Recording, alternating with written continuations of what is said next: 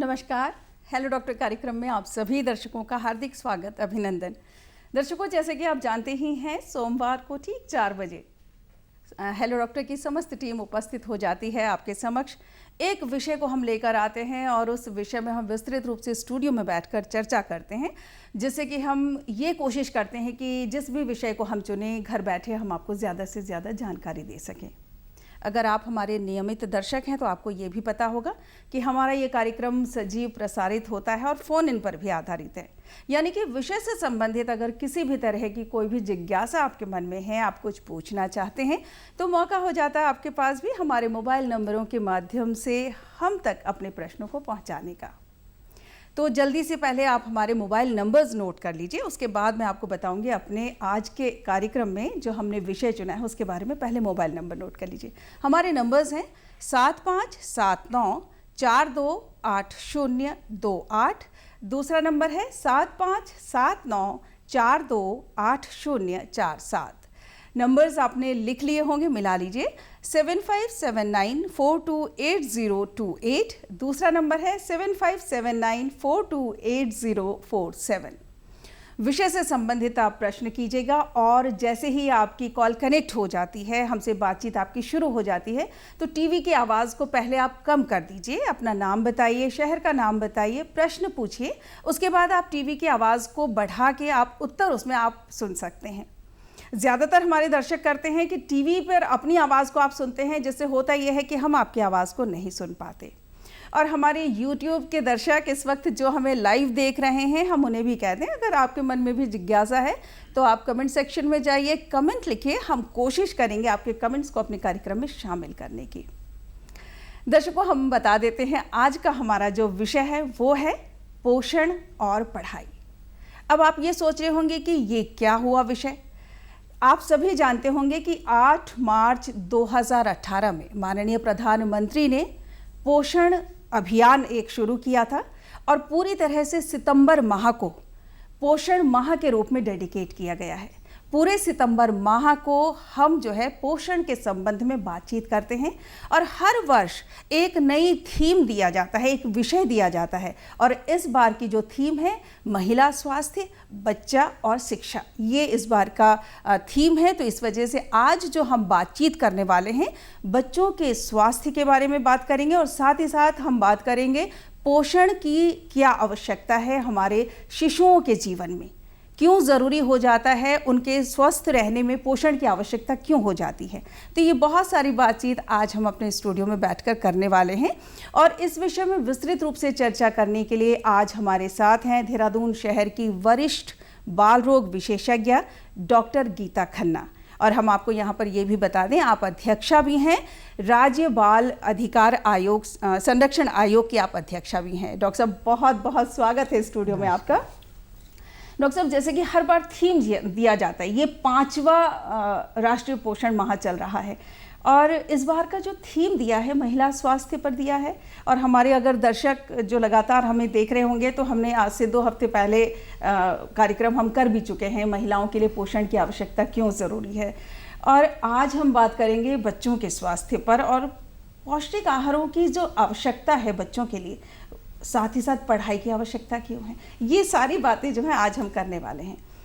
और आप जैसे कि अध्यक्षा भी हैं, बच्चों के अधिकारों के बारे में भी हम जानने की कोशिश करेंगे। डॉक्टर साहब, सबसे पहले तो हमें ये बताइए कि जब आज से ये 5वां राष्ट्रीय पोषण माह चल रहा है, कहाँ से कहाँ तक पहुँचे। पहले ये कहा जाता था कि लगभग हमारे देश में 50% बच्चे जो हैं कुपोषित हैं। आज की स्थिति बताइए क्या है। 50 नहीं, 53% था तब, जबकि हम पहला राष्ट्र थे जिन्होंने आज़ादी के कुछ ही वर्षों में ICDS स्कीम के द्वारा एक बहुत ही सुंदर स्कीम बनाई थी, जिसमें हमने 5 वर्ष तक के बच्चों को आंगनवाड़ी के थ्रू एक पोषण सुनिश्चित आहार सुनिश्चित करने की कोशिश की थी, जिसमें गर्भवती महिलाएं, किशोरी बच्चियां, उन सब का समावेश था। फिर भी उसके कई वर्षों बाद एक बहुत ही चौंकाने वाले और दुर्भाग्यपूर्ण कहूँगी मैं आंकड़े सामने आए और हमने देखा कि हमारे ज़्यादातर बच्चे कुपोषित हैं। 53% तो बड़े का था, जब अंडर 5 की बात हम कर रहे थे, 5 वर्ष से कम, तो ये फिगर और भी बहुत आगे था। और जब से हमारे माननीय प्रधानमंत्री जी आए हैं, उनका महिलाओं के प्रति सम्मान और बच्चों के प्रति स्नेह, वो उनकी हर कार्यशैली में, उनके हर कृत्य में दृष्टिगोचर होता है। बिल्कुल बिल्कुल। आप पीएम केयर जैसे या मिशन इंद्रधनुष और ये पोषण, तो हर छोटी ज़रूरत को, और बेटी बचाओ बेटी पढ़ाओ, अगेन बच्चों को लेके, कन्याओं को लेके, तो उनका एक बहुत ही सजग उनका दृष्टिकोण है कि हमें इन बच्चियों को पूर्ण स्वास्थ्य, पूर्ण पोषण, पूर्ण विकास और पढ़ाई का पूर्ण अधिकार, बिल्कुल समग्र शिक्षा अभियान, वो सुनिश्चित करना ही है।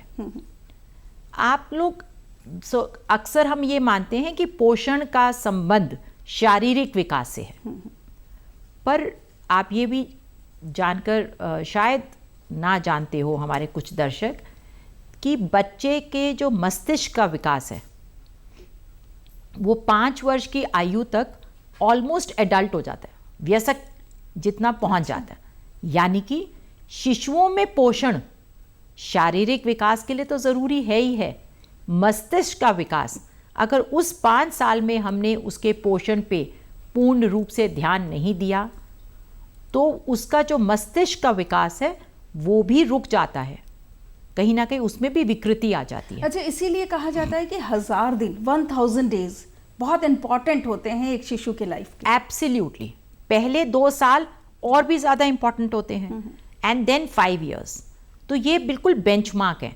और फिर पोषण का जो एक अलग फेज़, हमें जो एक और कहना चाहिए फोकस टाइम है, वो है किशोर अवस्था। तो शिशु अवस्था और किशोर अवस्था, और इसमें भी किशोर अवस्था में आते में बालक और बालिका की अगर हम वहाँ पर हम शिशु तो शिशु है, लड़का हो या लड़की हो, उस पर हमें बराबर ध्यान देना है। लेकिन जब हम किशोरों की बात करते हैं तो जो भी सामाजिक कुरीतियाँ कहीं ना कहीं से आ गई थी, कहीं बेटी पराया धन है, या इसको बाद में खिलाना है, या ये अवांछित है, पहले के मुकाबले अभी कुछ परिवर्तन आया है? बहुत परिवर्तन है, बहुत परिवर्तन आया है। हमारी जो सेक्स रेशोज़ हैं उनमें इतना अप्रत्याशित इम्प्रूवमेंट है, सुधार है, कि बहुत सुंदर, एक अच्छी भावना से वो सब कार्य पूरा हो रहा है। और बच्चियां बराबर हैं, फिर भी उनके पोषण पे किशोर अवस्था में आके अलग से ध्यान इसलिए देना है क्योंकि यही किशोरी कल को गर्भ धारण करेगी, इसी को माँ बनना है। किशोर अवस्था में उसको माहवारी शुरू होती है, तो उसको हमें अलग से आयरन देने के लिए, ताकि वो जो खून की कमी है हम उसको कॉम्पनसेट कर सकें। प्लस जो किशोरी का जो ग्रोथ है वो थोड़ा जल्दी होती है। जैसे लड़का 18 साल तक अपनी पूरी बॉडी को ग्रो करता है, बट बच्चियां अक्सर 14-15 साल तक ही ग्रो करती हैं। उसके बाद उनका जो हाइट है या जो उनके और संरचना है, अंदरूनी शारीरिक संरचना है, उस पे वो पूरा एडल्ट रूप ले लेता है। अच्छा डॉक्टर साहब, ये बताइए मुझे कि जैसे पौष्टिक आहारों की जब हम बात करते हैं, अगर हम ग्रास रूट लेवल तक चले जाएं, गांव में चले जाएं, मतलब एक बच्चे को खाना खिलाना काफ़ी होता है उनके लिए, लेकिन उनको ये पता नहीं होता कि पौष्टिक आहार हम क्या किसे कहेंगे, क्या डेफिनेशन हो सकती है पौष्टिक आहारों की? एक हिंदुस्तानी के लिए, एक भारतीय थाली जानने वाले के लिए पौष्टिक आहार की कोई डेफिनेशन जानना ज़रूरी नहीं है। जो हमारी थाली है, साल भर के बच्चे को उसका आधा मिलना चाहिए, क्योंकि हमें तो सिर्फ भोजन करना है माता को और अपनी दिनचर्या के लिए, लेकिन बच्चे को अपनी दिनचर्या भी करनी है, चलना भी है, दौड़ना भी है, और साथ ही में उसको विकास भी करना है उसके। यहाँ पर मैं आपको रोक रही हूँ मैम, कॉलर जुड़ चुके, कॉल ले लेती हूँ। हेलो नमस्कार सर। डॉक्टर प्रदीप साहब बोल रहा हूँ। नमस्कार जी। नमस्कार प्रदीप जी, पूछिए क्या जानना चाह रहे हैं आप? डॉक्टर प्रदीप साहब भोपाल से। जी जी प्रदीप जी पूछिए। डॉक्टर मैं डॉक्टर साहब से एक प्रश्न पूछना चाहता हूँ कि पोषण में 3 रंगों वाला पोषण, जैसे तिरंगा ध्वज होता है वैसे ही 3 रंगों वाला पोषण क्या होता है? पोषण को एक पूर्ण पोषण माना गया है, थोड़ा इसके बारे में बताइए प्लीज। तो 3 रंगों वाला पोषण, ये तो बहुत ही सुंदर है। शायद हमने भी ये अवधारणा कभी पहले सोची नहीं कि हम अपने तिरंगे के साथ पोषण को जोड़ सकते हैं। तो हम अपने जो हमारा केसरिया है उसको अनाज अगर हम माने, और सफ़ेद को दूध, अंडा, और जो हमारा हरा है वो हरी सब्जियां, और केसरी में हम अनाज के साथ में फल, क्योंकि जितना रंगीन सुंदर रंग होगा फल में या सब्जी में, वो उतने ही कैरोटीनॉइड्स यानी कि जो दृष्टि के लिए और मस्तिष्क के विकास में सहायक तत्व होते हैं वो उतने ज़्यादा होते हैं। अट्रैक्टिव होता है, बच्चे को खिलाना आसान होता है। तो बहुत ही अच्छी अवधारणा आई थिंक आपसे मिली हमारे को डॉक्टर साहब। तो तीनों रंगों को अगर हम कहें तो वो समुचित, और आप भी यही पूछ रही थी कि थाली क्या पौष्टिक है, तो हमारी हिंदुस्तानी थाली जिसमें दाल है प्रोटीन्स, रोटी या चावल है कार्बोहाइड्रेट्स, और सब्जी हरी सब्जी है, फल है, और यही सब हमें बच्चे को भी खिलाना है। एक और बात मैं कहूँगी, जो आपने क्योंकि अभी ग्रामीण क्षेत्र का नाम लिया था, एक बहुत कष्टदायक बदलाव आता जा रहा है। ग्रामीण क्षेत्र में भी अब चीनी पहुंच गई है, वाइट शुगर। तो ये सफ़ेद झंडे में हम दूध, दही, अंडा, पनीर तो सोचें, पर चीनी को बाहर रखें। वो केसरी रंग का गुड़ जरूर, क्योंकि वो आयरन की कमी को दूर करता था। सस्ता है, स्वादिष्ट है, लोकल मिलता है, उसके लिए ऑर्गेनिक और अच्छा मिल सकता है।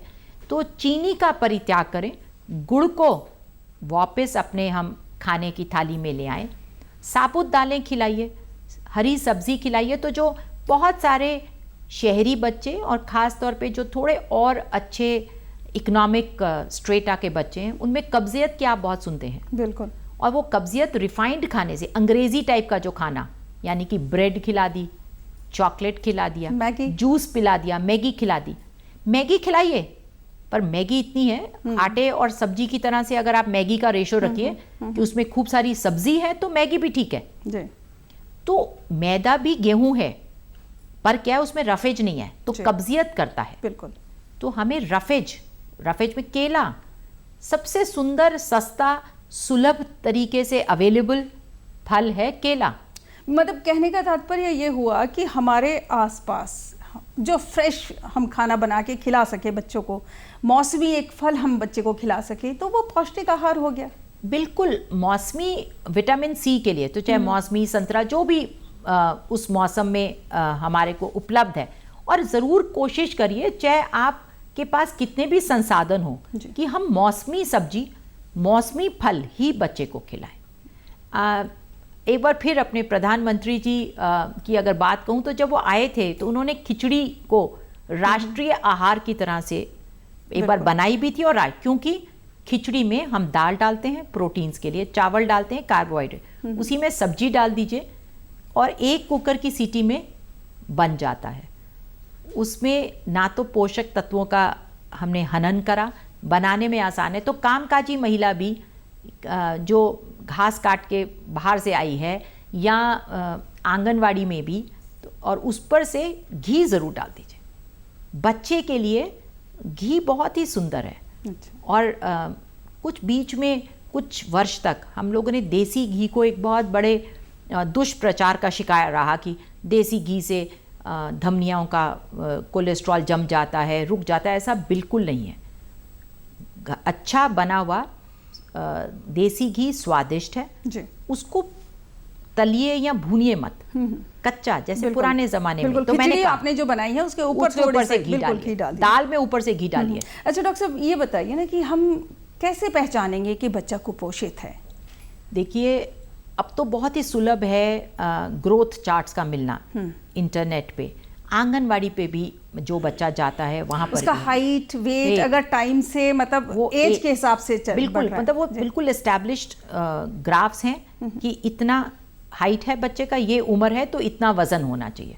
और अगर वो इतने प्रतिशत कम है तो वो ग्रेड 1 है। दुख की बात है कि कहीं कहीं आज भी हमें अति कुपोषित बच्चे मिल रहे हैं। अभी 10 दिन पहले हमारी WCD की मंत्री जी ने ऐसे देहरादून शहर के में रहने वाले कुछ अति कुपोषित बच्चों को आहार की सुविधा दी और उनकी माताओं का हमने काउंसलिंग करा की, और वो ज़्यादातर थे जो माइग्रेटेड बस्ती में रहने वाले हैं। बिल्कुल।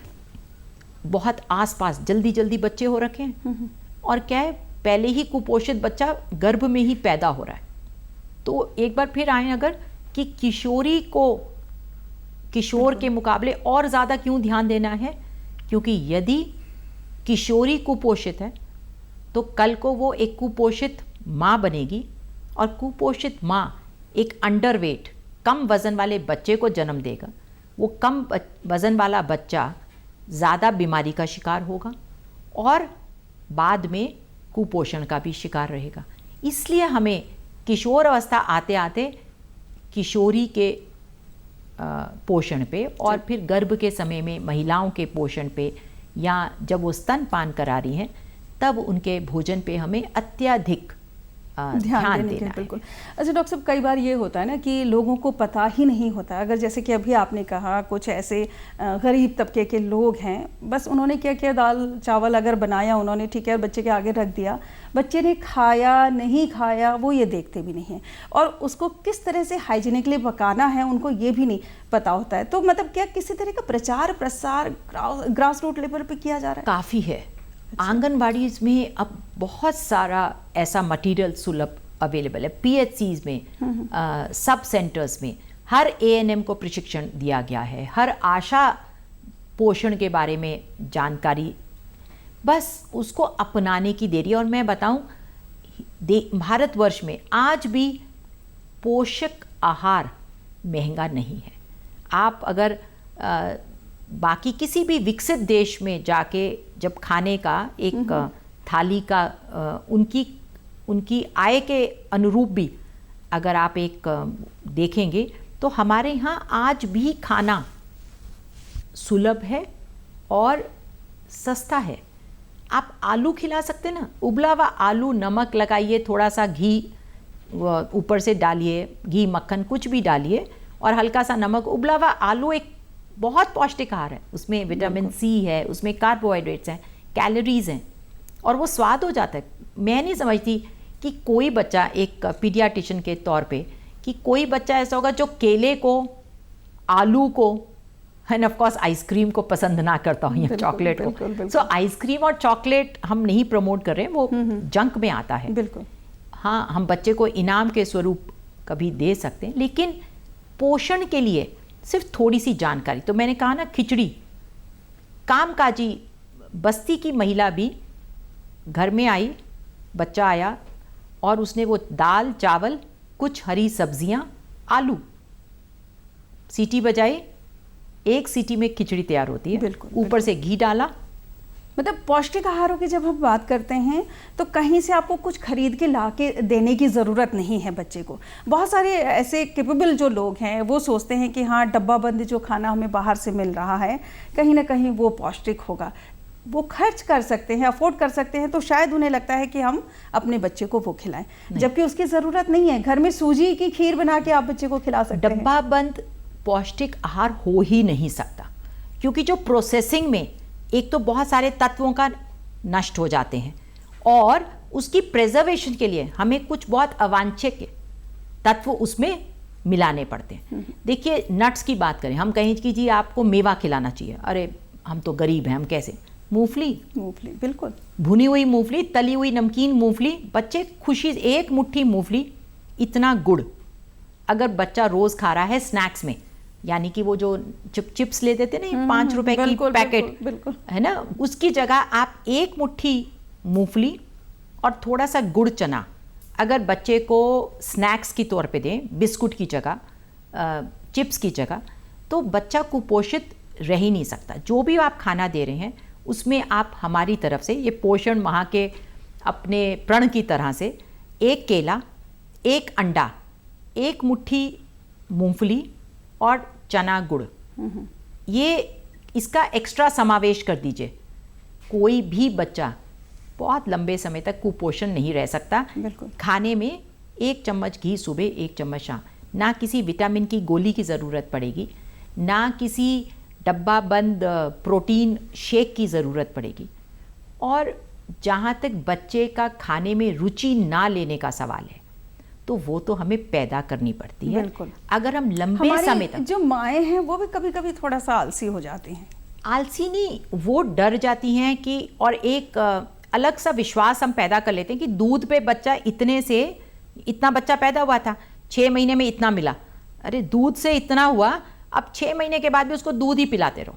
अच्छा। लेकिन 6 महीने के बाद दूध पे बच्चा पनपेगा नहीं, क्योंकि दूध कितना पिलाएगा, पेट में स्पेस के, पर खाने से ही बच्चा पनपेगा। तो 6 महीने की आयु से आप बच्चे को खिचड़ी, सूजी की खीर जैसे बिल्कुल ज़रूरत नहीं हमें किसी भी बिल्कुल बिल्कुल डब्बा बंद आहार की।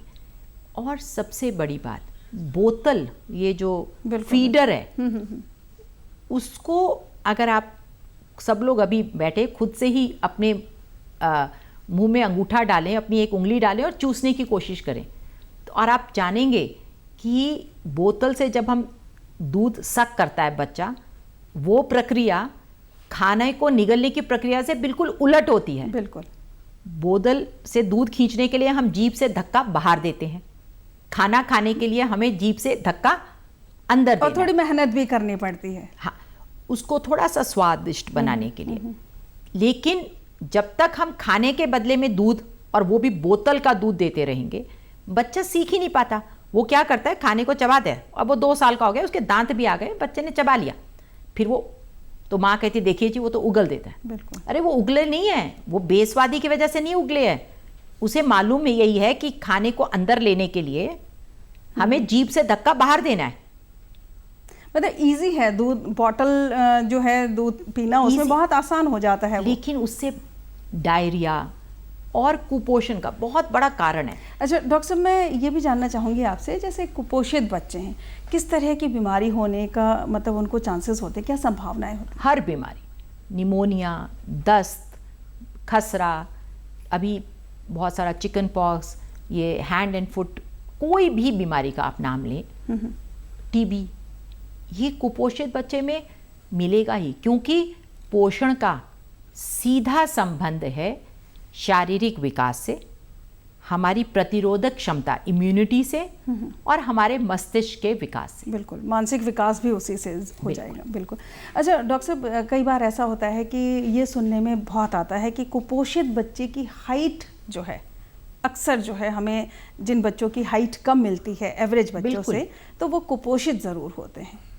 स्टंटिंग। हाँ, और ये बहुत ही दुर्भाग्य था कि दुनिया में एवरेज हाइट बढ़ रही है, और जब ये सर्वे हुआ था, जिसके बाद भारत सरकार को ने चिंता महसूस करी पोषण पे ध्यान देने की, हमने ये पाया कि हिंदुस्तान में एवरेज हाइट कम हो रही है। स्टंटिंग यानी कि बौनेपन। जी हाँ, क्योंकि अगर उसको बचपन में सही पोषण नहीं मिला है, तो जो, और किशोर अवस्था में भी उसकी भरपाई हमने नहीं करी है, तो जो उसका जेनेटिक पोटेंशियल, यानी कि अगर वो 5 का होना चाहिए था, तो पौष्टिक आहारों की कमी से वो 5-3 का ही रह गया। बिल्कुल। और एक और बात है जो शायद नया लगे आपको भी, vertical transmission of malnutrition, यानी कि एक जनरेशन से दूसरी जनरेशन में, वो मैंने अभी कहा था ना, कुपोषित माँ एक कुपोषित बच्चे को जन्म देती है। बिल्कुल। तो अगर माँ की हाइट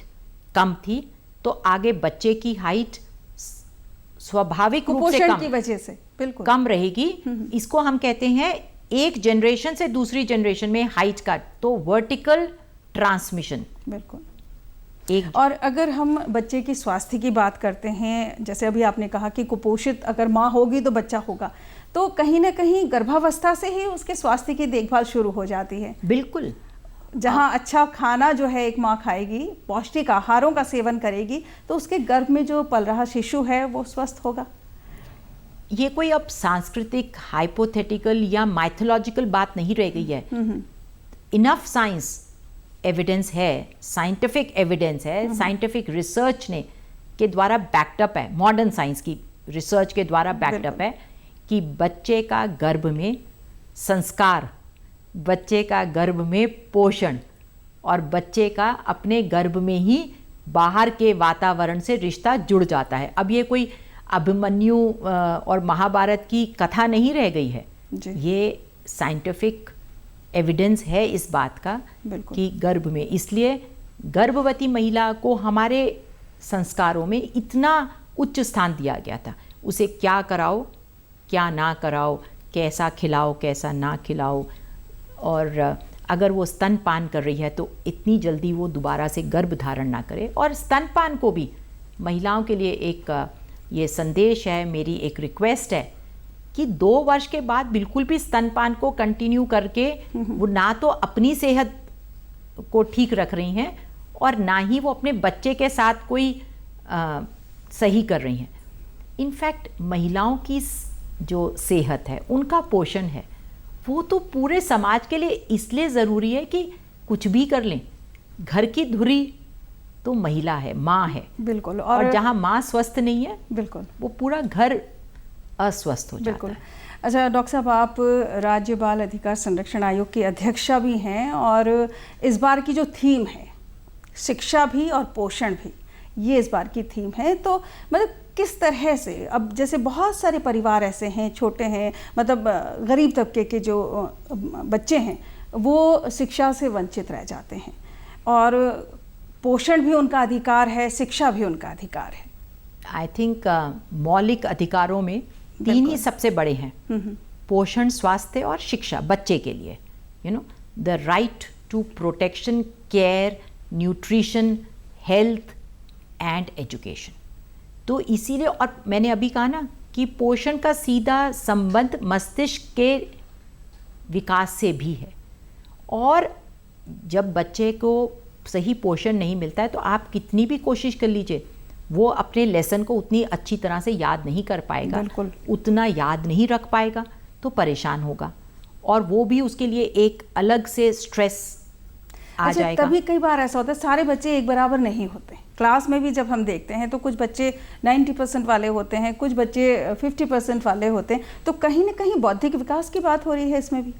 बिल्कुल। और देखिए, आईक्यू तो हम एक ही जैसे पोषण में भी अलग हो सकता है, किसी का 90 होगा, किसी का 120 होगा, लेकिन 90 वाले के पास कुछ अलग अपनी प्रतिभा होगी। तो हालांकि ये सब्जेक्ट से बाहर है, बिल्कुल, मैं बिल्कुल। इस माध्यम से, लेकिन कहीं ना कहीं पौष्टिक आहारों की हम बात करते हैं तो वो मानसिक विकास के लिए भी बहुत ज़रूरी है। डॉक्टर साहब, चलने से पहले क्या सुझाव है हमारे दर्शकों के लिए इस पौष्टिक माह के मौके पर?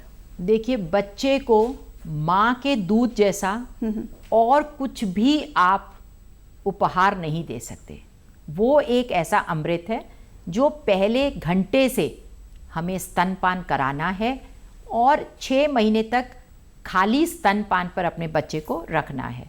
ऐसे समय में माता को अपना आयरन और कैल्शियम लेना सुनिश्चित करना है। बिल्कुल, अपना भी ध्यान रखना है और शिशु का भी ध्यान रखना है। पौष्टिक आहार स्वयं अगर आप खाती हैं तो फिर उसके बाद जो है आपका, जो आप बच्चे को स्तनपान कराती हैं, वो भी पौष्टिक होगा। 6 महीने से उसमें ठोस आहार का समावेश करिए।